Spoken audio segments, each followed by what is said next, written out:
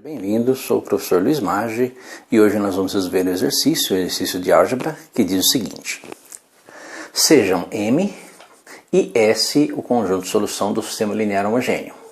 Verifique se S é um subespaço vetorial de M. Perceba que nós colocamos o M, o nosso conjunto M, nosso espaço vetorial M, como sendo o espaço vetorial das matrizes de 3 linhas por uma coluna. E o S é o conjunto de solução do sistema linear homogêneo, aqui dado por x mais 2y menos é igual a 0, 2x mais y mais 3 é igual a 0, 3x mais 3y mais 2 é igual a 0.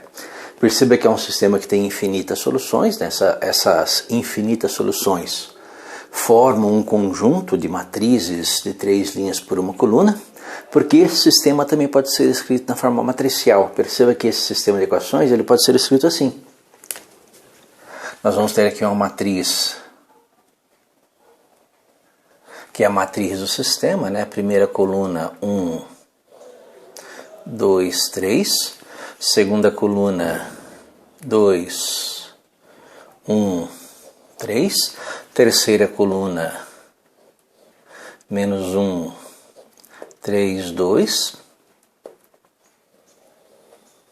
Que vezes, um produto de matriz aqui, vezes uma matriz de 3 linhas por uma coluna, matriz x, y, z, isso é igual a matriz nula, que é a matriz 0, 0, 0.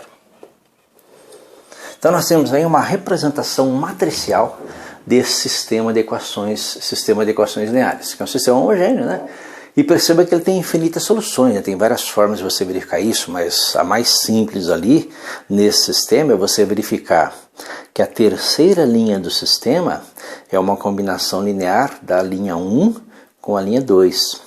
Perceba que a linha 1, 1, 2, menos 1, mais a linha 2, que é 2, 1, 3, resulta na linha 3, 1 mais 2, 3, 2 mais 1, 3, menos 1 mais 3, 2. Então, o determinante dessa matriz do sistema é 0. E nós temos um sistema com infinitas soluções. Então, nós temos infinitos valores de x, y, z, que, substituindo aqui, nós vamos ter solução para o sistema. Esses infinitos valores de x, y, z são infinitas matrizes de 3 linhas por uma coluna, que são uma parte de um espaço vetorial, que é o espaço vetorial das matrizes 3 por 1. Então nós temos lá o espaço vetorial de todas as matrizes M, de 3 linhas por uma coluna. Então todas as matrizes M de 3 linhas por uma coluna formam um espaço vetorial. E eu quero verificar se o conjunto de solução desse sistema linear homogêneo, que tem infinitas soluções, que são também matrizes de 3 linhas por uma coluna, ou seja, uma parte desse bolo aqui, seja uma parte dele, esse conjunto S, se ele é um subespaço vetorial ou não. Lembra que para ser um subespaço vetorial, nós temos que satisfazer 2 condições. A primeira condição número 1, é que se eu pegar 2 vetores, um vetor V1 e um vetor V2, esses 2 vetores pertencem a S. Ou seja, se eu pego 2 vetores de um espaço vetorial, imagina aqui um vetor V1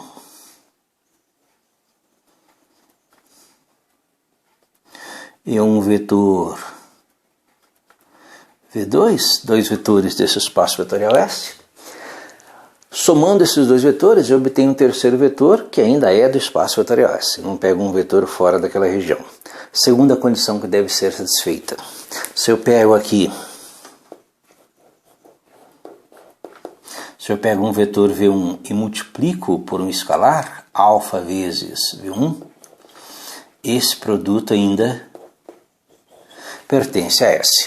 Ou seja, o produto por escalar é a soma, são operações tais que, se eu somar 2 vetores V1 e V2 de S, o resultado pertence a S. O terceiro vetor resultante pertence a S. Se eu multiplico um vetor V1 por uma constante alfa qualquer, o vetor resultante também pertence a S. Bem, como é que eu faço para verificar isso? Perceba que se você colocar esse sistema matricial, né, chamar essa matriz aqui de uma matriz M,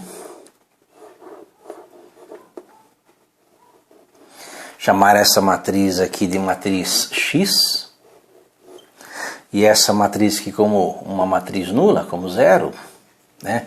Nós temos que a matriz do sistema, a matriz M, vezes x igual a zero, em que x são matrizes, né? São matrizes de 3 linhas por uma coluna que pertence a S. Imagine que você pega ali duas matrizes, né? Duas matrizes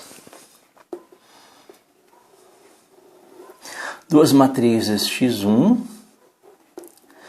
e x2, que são duas soluções desse.